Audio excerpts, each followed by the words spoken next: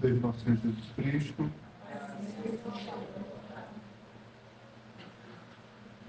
Então, nós vamos meditar um pouquinho sobre a necessidade, a importância da intimidade com a palavra de Deus. Tomando como base Hebreus 12, versículo 4. Hebreus 12, versículo 4. Quem pode ler para mim? Hebreus 12, versículo 4.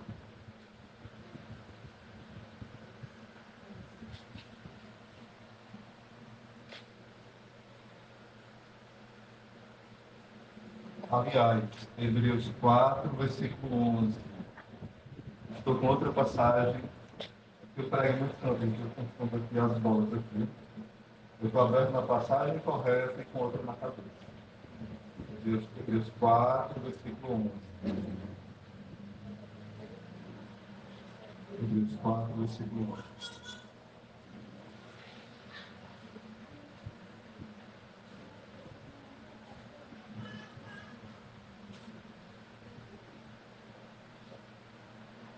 Eu vou lendo e aos poucos vocês vão encontrando, tá bom? Esforcemo-nos, pois, por entrar naquele repouso, para que ninguém venha cair no mesmo exemplo de infidelidade. Pois que a palavra de Deus é viva, ela é eficaz e mais cortante do que qualquer espada de dois gumes, e penetra até a divisão da alma e do espírito, as articulações e medulas, capaz de discernir as intenções e pensamentos de coração. E não há criatura que se possa ocultar diante dela, mas todas as coisas são descobertas e patentes aos olhos daquele a quem havemos de prestar contas. Palavra do Senhor. Vamos só um instante no Espírito, pedir que o Espírito nos dê a graça de acolher sua palavra.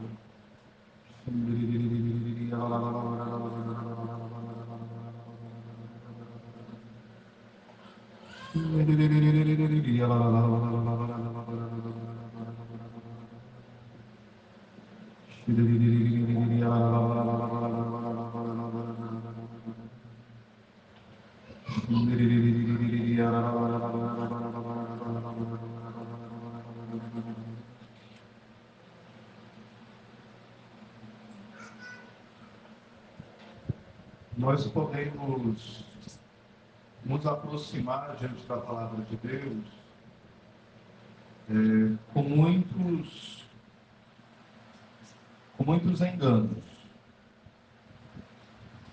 Primeiro, não entendendo o que é a palavra de Deus e quem é a palavra de Deus. A palavra de Deus, ela é uma pessoa, que é Jesus, o Verbo que se fez carne. Então, a palavra de Deus, ela é viva e ela é encarnada. Então, quando nós rezamos com a palavra, nós rezamos com uma pessoa. Eu nunca esqueço quando eu trabalhava no Cabrais, e às vezes nos corredores, trabalhando com um rapaz lá, que trabalhava com muitos protestantes, e me admirei que um dos rapazes que trabalhava comigo falou assim, né?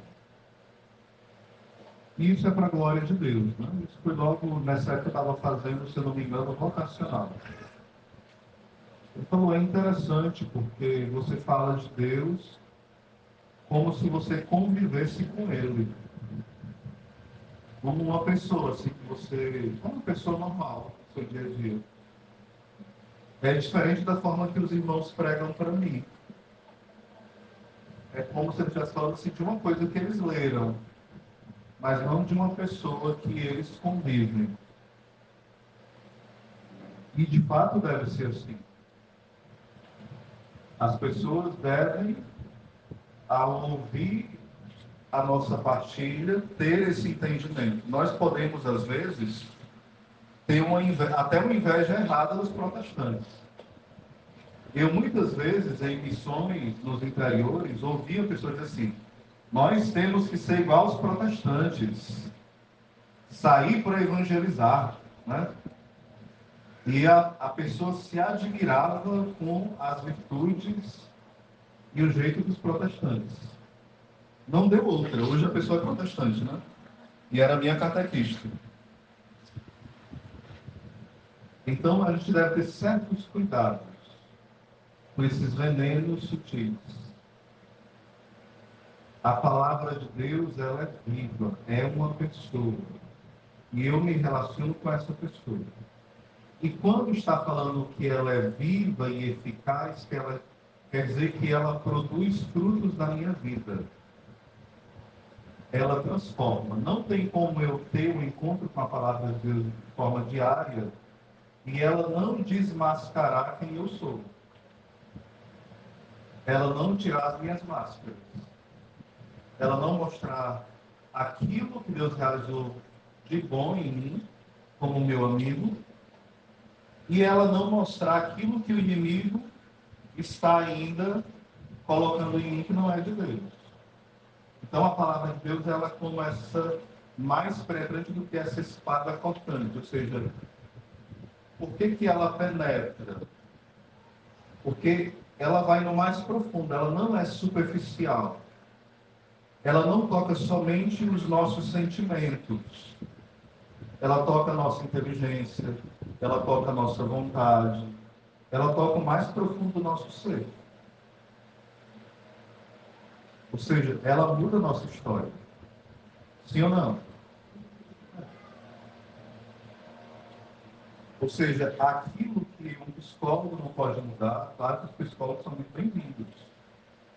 Eles têm o seu lugar. Mas aquilo que muitos profissionais não podem mudar, a palavra de Deus, anunciada com poder, com autoridade, é por isso que lá no finalzinho do Evangelho de São Marcos, quando Jesus estava perto de subir ao céu, ele fala: esses sinais acompanharão os que creem. E no Atos dos Apóstolos, ele fala que Jesus confirmava os sinais na pregação dos apóstolos. Ou seja, a palavra de Deus, quando ela é pregada, ela tem um poder que confirma a pregação. Ou seja, a palavra, ela nunca é anunciada sem produzir um fruto de conversão nas pessoas. A gente tem que se questionar quando a gente sai de uma pregação e a gente não sai com desejo a mais de ser santo. A gente fala: meu Deus, ou eu cochilei, ou eu não entendi, ou eu estou com o coração duro, ou o pregador não rezou, alguma coisa aconteceu. Ou não teve intercessão por esse retiro, algum bloqueio espiritual teve, porque toda pregação, todo anúncio da palavra é eficaz. E é interessante que a pregação também, por isso que eu volto já para a questão da intimidade com a palavra, uma pregação também é, de certa forma, uma oração. Vocês sabiam disso? Por que, Osés? Porque uma pregação é uma forma de oração. Porque o que é a pregação? E o que é a oração? A oração é um trato de amizade com Deus. Eu falo com Deus e Deus fala comigo. Sim ou não? É isso a oração? Sim ou não? Então, na pregação, você escuta Deus. Mas, se a pregação te toca, você dá uma resposta para Deus. Sim ou não? Então, se você está ouvindo a Deus na pregação, e você dá uma resposta para Deus no seu interior, está sendo o quê? Está havendo um diálogo. Então, está sendo o quê? Uma oração. Só que às vezes a gente fica tão empolgado que a gente faz o quê? Começa a conversar, né? E é mesmo o que ele falou, está correto. Aí começa a bagunça na hora da pregação, né? E é mesmo, lá em casa é assim. Lá no grupo de oração é assim. Lá na célula é assim. A minha vizinha é assim. O meu pai fez assim. Não. A gente, às vezes, não sabe controlar esse mover de Deus no lugar de se acalmar, deixar as coisas se ordenarem e deixar Deus trabalhando. A gente já quer partilhar na hora da pregação. Então, na hora que diz assim, partilha, a gente partilha. Na hora de deixar Deus trabalhar, vai deixando. Ou seja, tudo de Deus acontece na ordem. Sem ordem, a obra de Deus é atrapalhada. Nós precisamos da virtude da ordem. Agora, voltando para a nossa oração íntima com a palavra de Deus, a gente precisa entender também quando aqui o autor de Hebreus escreve que a palavra de Deus é eficaz, a palavra de Deus também significa a Escritura Sagrada. Jesus, que é a palavra viva, se revela na Escritura, sim ou não? Mas ele se revela também, diga comigo, na tradição oral. Aqui se chama o que? Diga comigo, tradição escrita. Aqui é uma tradição, ou seja, é uma transmissão que foi passada de geração em geração através de quê? Da escrita. Mas existe uma outra tradição que foi passada de forma o quê? Oral. O que garante que essa tradição não foi manipulada, essa escrita? A igreja santa, fundada por Jesus. O que garante que a tradição oral, que é palavra de Deus, não foi manipulada? A igreja, que é fundada por Jesus. Então, quem é a guardiã da palavra de Deus, escrita e oral? A palavra de Deus. Por isso, quando nós nos afastamos da igreja, a nossa oração é incompleta. Nós podemos entender absurdo da palavra de Deus. Não quer dizer que você tem que ser um doutor para rezar. Mas quer dizer que a gente tem que estar aos poucos em unidade com a igreja, para que quando houver coisas que o nosso intelecto não compreende bem, a gente não ficar tirando conclusões equivocadas da palavra. Imagina, você vai rezar com o texto bíblico, né? Aí tem assim, os irmãos de Jesus foram ali, aí você, digamos que você nunca ouviu nenhuma explicação da igreja que esses irmãos eram parentes próximos. Você, olha, o Espírito Santo me revelou que de fato eram irmãos. Olha que descobriu a roda, né? Que eram irmãos de fato. Aí você vai virar protestante rezando com a palavra. Vocês estão entendendo? Aí você abre a palavra, vai rezar com o texto aí. Quando fores orar, não usei de vãs repetições. Aí você que não tem intimidade com o catecismo, com a igreja, né? Aí você faz o quê? Realmente o Espírito Santo me tocou. Aquele primo meu protestante que enche meu saco, ele tem razão. Eu não posso usar vãs repetições. Eu estou repetindo direto o texto da misericórdia, o texto mariano, eu estou usando vãs repetições. Ou seja, a palavra de Deus rezada sem um coração católico cria loucos e orgulhosos e hereges. Diga para o seu irmão, cuidado para não ficar louco, orgulhoso ou herege. Espero que você não seja nenhum desses até agora, né? Mas se está aqui, ainda não é e nem se nada, graças a Deus. E às vezes eu digo isso porque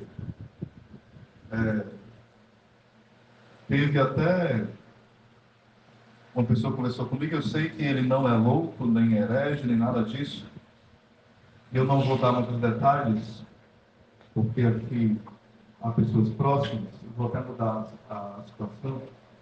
E ele me questionou algo sobre a canonização da igreja. E é um irmão que tem caminhada de 20 anos na igreja. E na obra chamou. Mas ele me perguntou algo absurdo. E fez uma afirmação absurda. Eu falei, rapaz, isso aqui é a pergunta de quem nunca fez um seminário. E é um pregador no meio de nós. Mas percebe que não é apenas rezar com a palavra. Entendem? Sim. Porque se for só rezar com a palavra, nós vamos ser protestantes.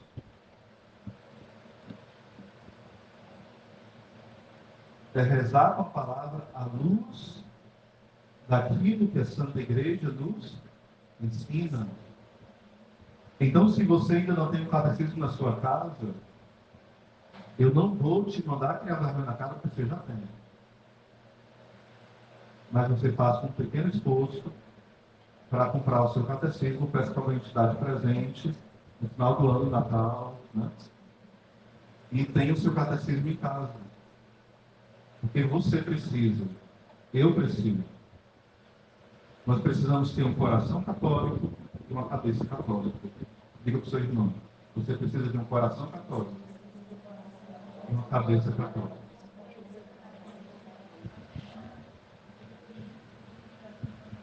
Por que eu me preocupo? Porque eu prego para ministros da Sagrada Comunhão. Eu prego para consagrados. Eu prego para grupos de oração. Se eu mandar levantar a mão quem tem catecismo, eu tenho que fechar os olhos. Eu vou pedir para vocês fecharem os olhos. Vocês, todos.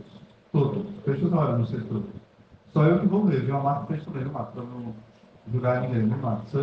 Não vou julgar, só vou ver a enquete, né? Agora eu quero que levante a mão sinceramente quem tem o catecismo amarelinho em casa. Esse grupo aqui recebeu a unção do Espírito. Oh, glória. Palmas para vocês. Mais forte. Esse aqui é o grupo que tem 80% de catecismo. Todos que eu fiz essa enquete, 30% ou 20% tinham. Esse é o único que 80% tinha. Espero que não esteja mentindo, né? Senão é 80% mentiroso. Espero que não seja, né? De intercessor mentindo não pode, né? Pelo amor, como ditado, pelo amor guarda, né? Mas eu creio que vocês estão falando a verdade, eu creio fielmente. E voltando à palavra aqui, ela vai falar que a palavra, ela revela as nossas intenções, os nossos pensamentos.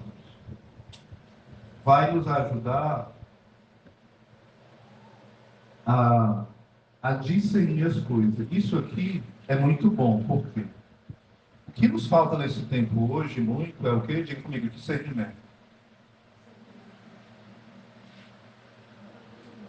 O homem e a mulher da palavra, eles são homens e mulheres do discernimento. Eu tenho pregado ultimamente, tenho dito muito nas minhas pregações o seguinte: leigo vive como leigo, padre vive como padre, freira vive como freira. Se cada um quiser ocupar o lugar que não é seu, vai ser um desastre, sim ou não? Imagina um padre querendo dar uma de solteirão e fazendo coisas que não é própria dele. É um desastre para a paróquia. Imagina um celibatário, né, fazendo coisas que não é própria de um celibatário, mas de alguém que é um solteiro ou um casado da aliança. Não tem lógica. Um casado da aliança querendo viver como se fosse um celibatário. Ou seja, cada um tem que viver o seu dever de Estado. Se ele conhece a palavra, ele vai saber qual é o seu dever de Estado. É tanto que o nosso exame de consciência é através dos 10 mandamentos da lei de Deus, através dos 5 mandamentos da igreja, e diga comigo, através do meu dever de Estado. Se eu sou médico, se eu sou consagrado, se eu sou um profissional de trabalho, se eu sou consagrado, eu tenho que fazer um exame de consciência próprio do meu estado que Deus me deu. Quais são os pecados próprios desse estado? Se eu sou avô, se eu sou pai, se eu sou mãe. Eu preciso fazer esse exame de consciência. Mas sem conhecer a palavra. Por exemplo, São João de Ávila até fala, né? Uma mãe de família que sai e deixa o almoço em casa para ser feito e não faz, deixa os filhos com fome e vai para o Santíssimo adorar. O menino com fome e o maridão com tudo para ser feito. Ela está cumprindo a vontade de Deus, sim ou não? Mas ela pode dizer que foi o Espírito Santo que fez. Às vezes, mas tem exceções. Eu estou no retiro. Você combinou as coisas, não foi? Teve uma unidade. Aí que são exceções. A exceção não pode ser uma regra do dia a dia, mas digamos que isso vira a regra do dia a dia. Ou então você quer forçar os filhos a ter uma rotina que você escolheu para a sua vida. Você tem que ir comigo e acabou a história e você impõe aos seus filhos um peso que nem você dá conta. Vocês estão entendendo a lógica?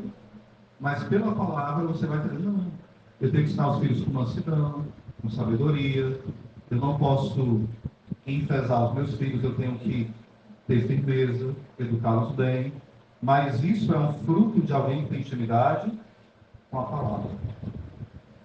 Se eu tenho intimidade com a palavra, eu vou estar brigando com o protestante no meio da rua? Se eu tenho intimidade com a palavra, eu vou ser desobediente do meu ministério? Se eu tenho intimidade com a palavra, vai ser um peso para mim cumprir os estatutos? Não, vai ser difícil, mas não vai ser um peso. Difícil não é, fácil não é. Cruz sempre vai ser, mas não vai ser assim. Meu Deus, tem que comungar todo dia, misericórdia. Comunhão de bem, mais uma vez. Vigília, misericórdia. Claro que o homem velho, vez ou outra, ele estribucha. Mas isso é o homem velho. Não vai ser o seu dia a dia que vai ser um peso. Porque se o dia a dia de um homem ou mulher de Deus for um peso, é sinal que nós não estamos nos alimentando dessa palavra que é eterna. É sinal que a gente está se alimentando de quê? Daquilo que não presta. Das palavras que o mundo nos dá, não do Evangelho. Porque quando a palavra vai nos alimentando, essa palavra vai nos transformando em Cristo. Diga para o seu irmão, comungar da palavra é ser transformado por ela. São Círio de Jerusalém diz assim, não pensem vocês que aqueles que deixam escapar um fragmento da palavra são menos culpados do que aqueles que deixam escapar um fragmento do corpo de Cristo. Pode, né? Aqueles que deixam escapar um fragmento da palavra, ou seja, um fragmento de uma homilia, um fragmento de uma pregação, são menos culpados do que aqueles que deixam escapar um fragmento da Eucaristia. Isso tem todo zelo, né? Não, peraí. Lame, tem todo cuidado, olha, faz tudo, né? Os que não comungam na boca. Mas quando é a palavra de Deus, a gente faz o que muitas vezes? A gente cochila, a gente fofoca, a gente olha o celular, a gente faz tudo. Imagina como você participou desse tríduo de Pentecostes.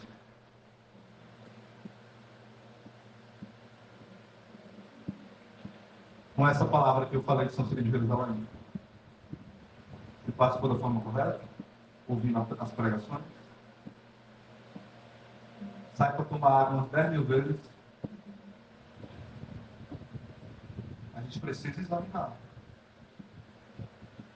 Às vezes o padre fala uma bobagem na homilia, a gente já vai assim, ele não falou correto, aí já vai descer a língua do padre na hora da missa.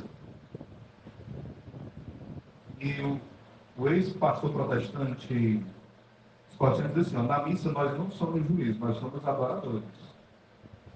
E se a gente vê uma coisa errada na missa, começar a falar, a gente perde a graça da missa. Sabe cantar esse coral. Chegou atrasada, aí nós começa a se dispersar com tanta coisa. Eu até disse para um amigo meu que participava da missa, ele só vivia se terminava a Eucaristia, ele ficava olhando tudo que acontece, né? Mas sabe quem é, né? Ou não? Nosso amigo. Eu tenho ideia de quem é, não, né? E toda vez eu falo dele da pregação, ele sabe quem é. Aí o que acontece? Eu falei, meu filho, fica, tu baixa a cabeça, faz ação de graça e esquece o mundo. Adora Jesus. Porque se tu fizer a tua comunhão e tu ficar olhando o mundo todinho, o coral que errou, quem está conversando, quem está acontecendo no altar, tu nunca vai viver a Eucaristia. Vocês entendem? Sim ou não? Osés, o que isso tem a ver com a palavra? Porque homens da palavra são homens do mistério. Diga comigo, homens da palavra. Homens quer dizer homem e mulher. Não são homens do mistério. Uma coisa, por exemplo, que acontece muito hoje nas capelas. No Shalom, eu só lembro que uma vez, mas foi com o irmão da obra que ele mesmo hoje está atestado da obra. É normal porque ele não, geralmente não tem muito discernimento. Ele não é muito atento a isso. Mas os irmãos da comunidade eu não vejo isso acontecendo. É só entrar com o celular assistindo live. Mesmo seja oração. Não pode. Estou na capela. Na capela, por exemplo, da Paróquia de Pacajus, é só o que eu vejo. Eu sempre estou de ouvido. E vai ouvir as pregações, sei lá, do Feijinho, do Padre Reginaldo, da Cara Patrícia. E eu vou rezar diante do Santíssimo com o quê? Um fone de ouvido. Eu coloco o celularzinho aqui e eu acho que eu estou abafando. Gente, isso é falta de formação nossa. A pessoa faz isso com uma boa intenção, é ou não é? É. Às vezes até liga lá o celularzinho com a música assim, os sentimentos virem. Isso é falta de quê? De formação. E de intimidade com a palavra. Que nós não precisamos de emoções para rezar. Elas podem vir, é bom. Deus nos deu as emoções, os afetos, os sentimentos. Isso é bom. Mas a palavra ultrapassa tudo isso. E aqui eu queria que a gente se alimentasse de algo que entenda que a palavra é um banquete. Eu digo que a palavra é um banquete. E às vezes a gente acaba fazendo a leitura orante e não consegue se alimentar desse banquete. Como? Eu estou fazendo a leitura orante. Tem lá o direcionamento, seja qual for o estudo bíblico. O estudo bíblico não é uma corrente. É um direcionamento. O estudo bíblico veio para você crescer nas moradas. Quem já ouviu a formação das moradas, Santa Teresa? Eu não vou na formação das moradas aqui, né? Mas resumindo, o estudo bíblico é para você avançar na vida espiritual. Não é para você fazer um estudo bíblico, você está com 20 anos de caminhada, igual você faz no Encheios. Vocês estão entendendo? Então, por exemplo, eu fiz um Encheios. Aí eu já estou com 15 anos de caminho. 20 anos, 25, 30. Aí tem o direcionamento. Mas por aí, eu comecei a fazer um estudo bíblico, mas eu já comecei a fazer e Deus já me tocou no início da oração. Já tocou meu coração e elevou meu coração com aquele toque da palavra. Eu, não, mas eu tenho que ler essa parte aqui. Eu não terminei. Aí Deus me tocou, criatura. Deus, Deus, fecha o livro. Dá atenção para Deus. Deixa Ele te amar. Ama Ele de volta. Deus falou aqui, te tocou. Está namorando contigo. Te fez chorar, te chamou a convenção ali, puxou a tua orelha, e você ficou ali impactado, e você, não, mas eu tenho que ler outra parte, que não vai dar já o tempo, eu tenho que terminar. Meu irmão, você não entendeu nada do que é estudo bíblico. Nada. Mas o pior é que a gente, infelizmente, esse beabá não nos é às vezes ensinado. Se você faz assim, diga para o seu irmão, não é assim. A pessoa diz, eu achava que estava obedecendo. Não estava não, filho. Você tem que obedecer à condução do Espírito no seu estudo bíblico. Você tem que ser desordenado? Não. Mas se o Espírito faz um convite para uma oração mais elevada, obedeça. Porque senão, para quem raio serve aquela oração.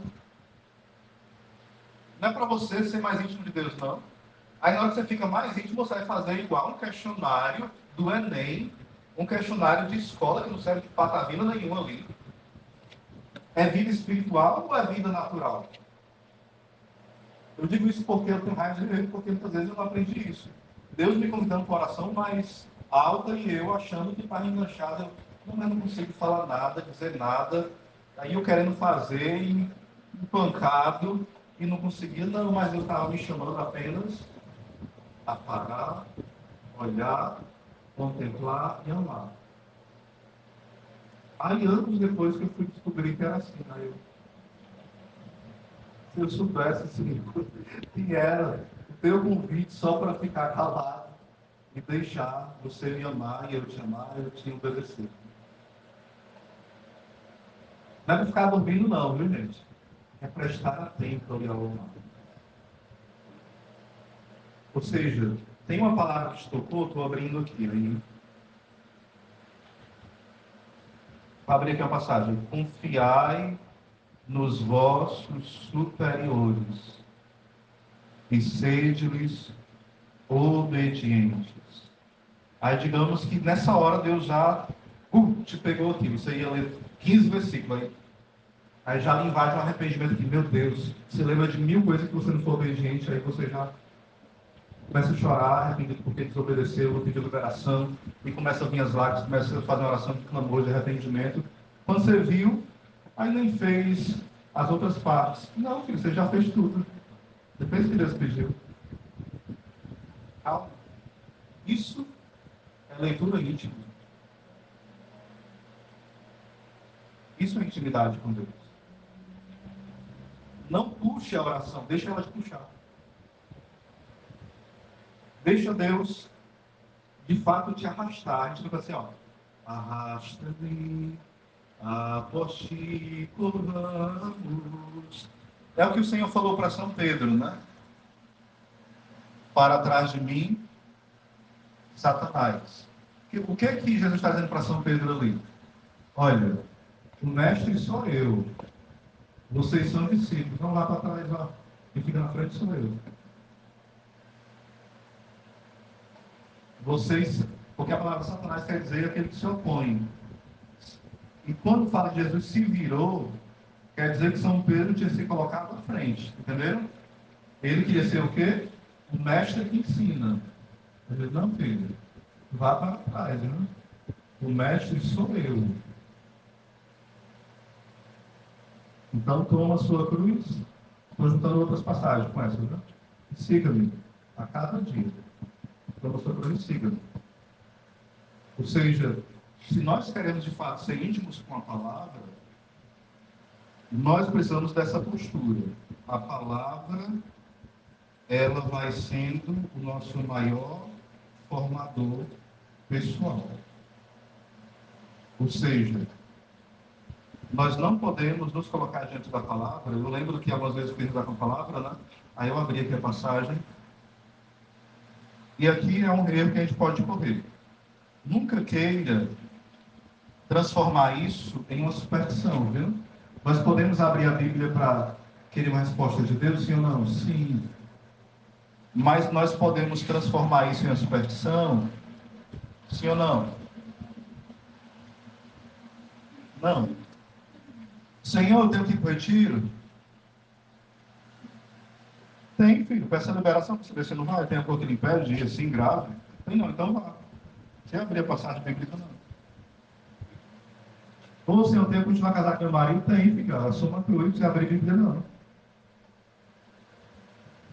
Ou, Senhor, eu tenho que obedecer o pessoal que são autoridade da comunidade? Tem. Eles estão me mandando pecar? Não. Estão me mandando alguma coisa que é contra o seu dever de estado de vida, alguma coisa contra a igreja? Não, então obedeça. Não precisa abrir nada na Bíblia. Porque se você abrir, talvez quem vai falar é as suas paixões, é o diabo, e você vai achar que é Deus. Então não abra, não.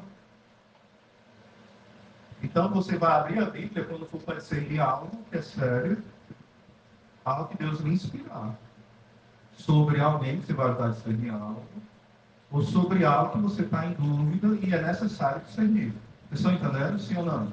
Você precisa ser consolado sobre algo, precisa ser conduzido sobre algo, precisa ser edificado sobre algo, mas não uma brincadeira, né?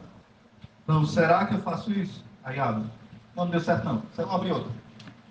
Agora, não, mas não deu certo ainda. Vou abrir outra. Às vezes, 3 passagens também. Espera aí.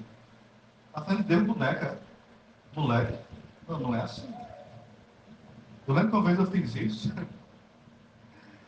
Aí Deus colocou assim, mas Deus deu na cara assim, umas 3 lapadas na cara, né? Senhor, fala comigo, quem sou eu? Aí o Senhor colocou no site de Ezequiel que falava que eu era uma prostituta, né? Tá certo. Abri outra em Oséias, falar que eu era uma adúltera, vale. Outro, de novo que era adúltera. Tá certo, Senhor, eu sou isso mesmo. Eu fui rezar e pedir perdão e misericórdia. Não tinha jeito para mim não, né? Ou seja, a gente deve ter cuidado, porque muitas vezes nós queremos manipular a Deus fazendo isso, né? E quando vai rezar por alguém, é pior ainda. Se você tiver, às vezes no grupo de oração, 5 pessoas abrem a Bíblia, uma vez só, né? Se não for pessoa de discernimento, vai criar balbúrdia. Tem que ser pessoas com discernimento. É um dom que foi-se embora, foi ou não foi? Discernimento dos espíritos, né? Cada um abre a Bíblia aí. Repito, você abre a Bíblia quando? Diga comigo, quando Deus me inspira.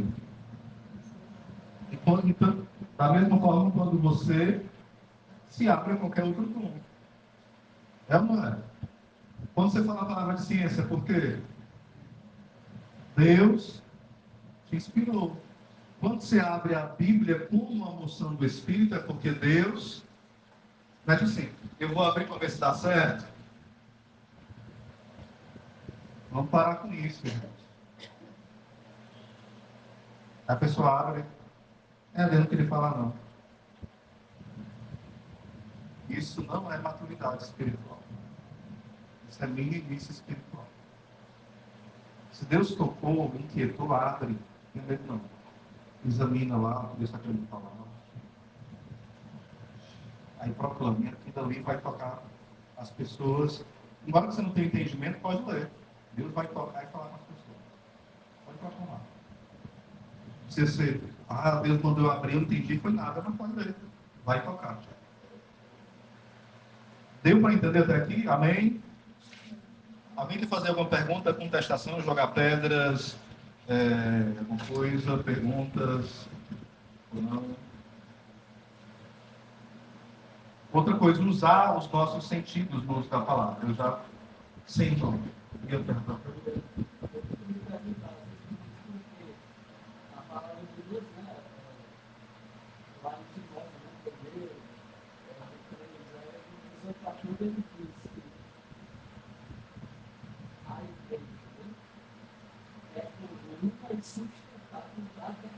Primeiro de Timóteo 3,15.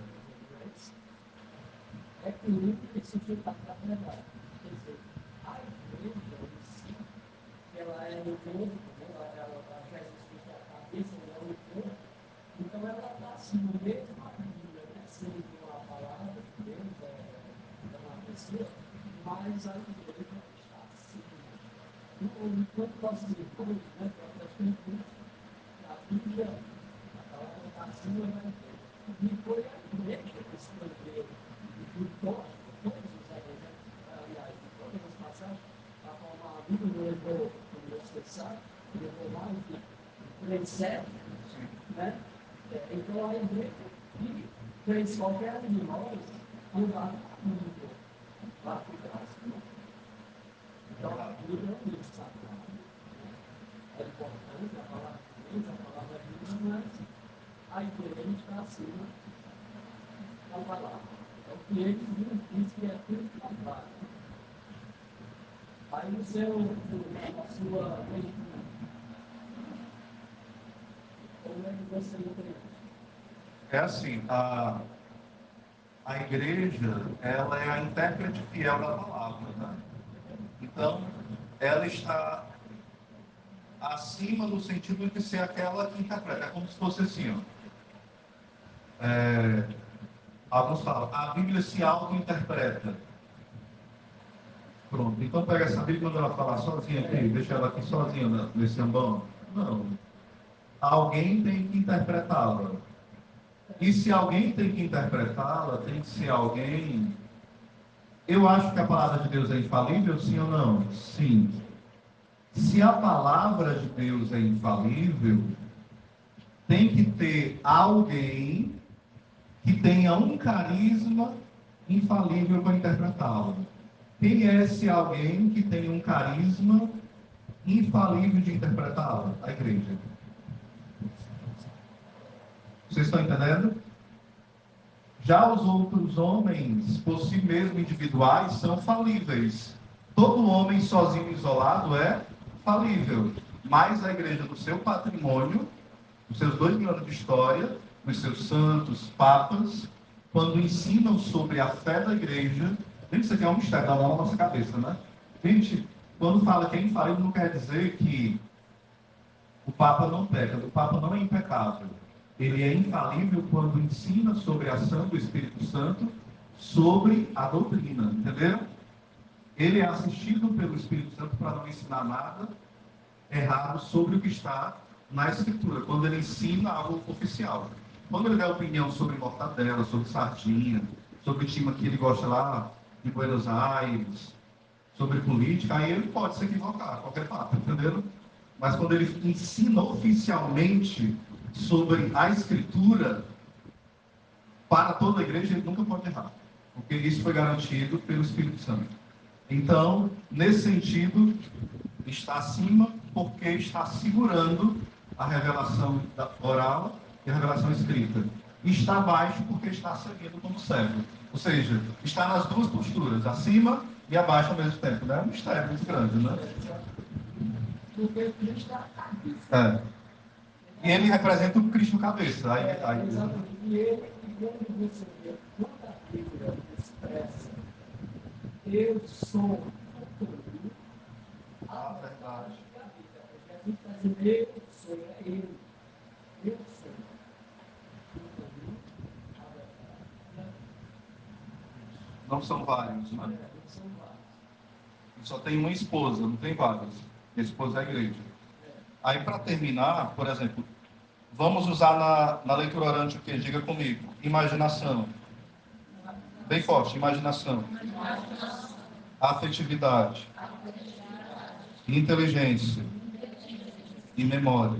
Ou seja, nós usamos tudo isso na nossa leitura orante. A nossa memória, a nossa imaginação, a nossa afetividade. Tudo isso, se for bem usado na nossa leitura orante, vai enriquecer.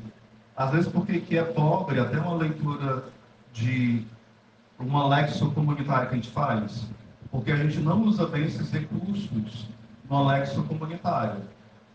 Usar bem a imaginação, usar bem a memória, usar bem os afetos. A gente usa muito os afetos, mas usa muito pouco a imaginação, usa muito pouco a memória. A gente precisa usar bastante os detalhes, né? Puxa vida, né? A gente tem que se colocar, por exemplo, eu estou lendo a passagem de, por exemplo, aqui de João 8. Aí eu estou imaginando Jesus, aí chegam os fariseus, e eles fazem o que com aquela mulher adúltera? Eles colocam ela no meio. Ela está como diante de Jesus? Em pé, sentada ou de joelho? Pelo tempo que vocês lêem essa passagem, só para ver como a gente usa um pouco a imaginação. O que vocês acham? Quem acha que está de joelho, levanta a mão. Quem acha que ela está sentada? Quem acha que ela está em pé? Ela está em pé. A leitura fala que ela está de pé. Porque as pessoas daquele tempo eram julgadas de pé. E o texto fala que ela está de pé. Mas eu também, várias vezes, pela minha emoção, eu li que ela estava de pé, mas eu imaginava rezando que ela estava jogada por eles, né? Lá no meio de joelho. A música também fala que estava de joelho também, quando vai cantar a música. No filme ela está como? De joelho, se levantando, Jesus levantando ela, né? Mas o texto fala que ela estava como? De pé. Não é interessante os detalhes? Mas é o que tem a ver? Tem tudo. Porque mostra que Jesus é o divino juiz, poderia condená-la, ela estava ali como alguém que é acusada, estava diante de um juiz, que é Jesus, que tinha o poder de condená-la, e ele faz o quê? Age como advogado e também como juiz e absolve. Ele se abaixa, e a gente vai dizer assim, não, ela estava de joelho, porque ele se abaixou. Não, mas ele não se abaixou porque ela estava de joelho. Por que ele se abaixou? A dona é detalhe que ele não vai fazer uma isso aqui. Outra passagem é quando fala assim, ó, nem todo aquele que diz Senhor, Senhor, é assim a passagem? Digam como é a passagem para mim. Digam para mim. Bem alto. Não, mas a passagem hoje não fala assim, pelo menos nas últimas férias. Nem todo aquele que me diz Senhor, Senhor. Ou seja, muda uma coisa, muda tudo. Porque quer dizer que essa pessoa reza, essa pessoa está dizendo assim, ó, Senhor. Essa pessoa está dizendo assim, ó, Senhor, Senhor. Essa pessoa não está dizendo Senhor para os outros, ela está dizendo Senhor para quem? Para Deus, ó. Senhor. Essa pessoa reza. Nem todo aquele que me diz. Vocês estão entendendo que uma simples palavra de um texto bem rezado, bem lido, faz toda a diferença na oração? Por isso que quando a redação, leia uma vez, leia duas. Ah, vou ler duas? Eu já sei. Sabe mesmo? Sabe? Tem certeza? Amém, gente? Louvado seja o nosso Senhor Jesus Cristo.